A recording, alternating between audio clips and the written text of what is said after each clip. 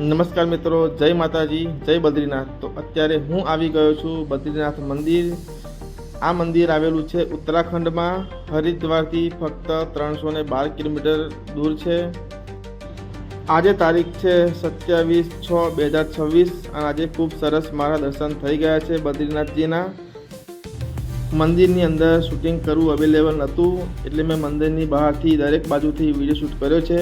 તો તમે આ વિડીયો દ્વારા બદ્રીનાથજીના દર્શન તમે કરી શકો છો।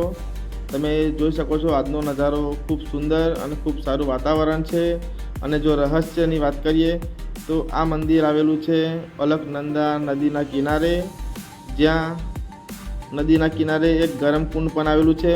ત્યાં 12 માસ એક્ઝેક્ટ ગરમ પાણી આવે છે અને એક બાજુ ઠંડુ પાણી હોય છે। અને 4 ધામોમાંથીનું આ એક ધામ છે શ્રી બદ્રીનાથજી મંદિર। આ મંદિરમાં પ્રસાદ રૂપે ચણાની દાળ ચઢાવવામાં આવે છે। તો તમે ગમે ત્યારે દર્શન માટે આવો છો તો ઘરેથી ચણાની દાળ લાવવાનું ભૂલતા નહીં, અને ઘરેથી ન લાવી શકો છો અહીંયા પણ મળે છે, તો અહીંયાથી પણ તમે લઈ શકો છો। અને બીજી વાત કે મંદિરની એક્ઝેક્ટ બાજુમાં જ જે ભગવાનને જળ અભિષેક કર્યો હોય છે એ પણ મળે છે, તો ત્યાંથી એ પણ જળ ઘરે લાવવાનું ભૂલતા નહીં। ખૂબ પવિત્ર માનવામાં આવે છે, તો એ પણ ગંગાજળ લાવવાનું ભૂલતા નહીં, જે ભગવાનને અભિષેક કરેલો હોય છે।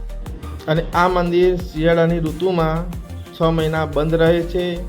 અને ખૂબ રહસ્યની વાત એ છે કે મંદિરની અંદર જે દીવો પ્રગટાવેલો હોય છે એ 6 મહિના કોઈ પણ હોતું નથી, છતાં પણ એ દીવો 12 માસ પ્રગટાયેલો જ રહે છે। આ છે ખૂબ ચમત્કારની વાત। ભગવાન સાક્ષાત આ મંદિરમાં રહે છે। તો જ્યારે તમે આવો છો 4 ધામની યાત્રામાં તો આ મંદિર પણ આવવાનું ભૂલતા નહીં।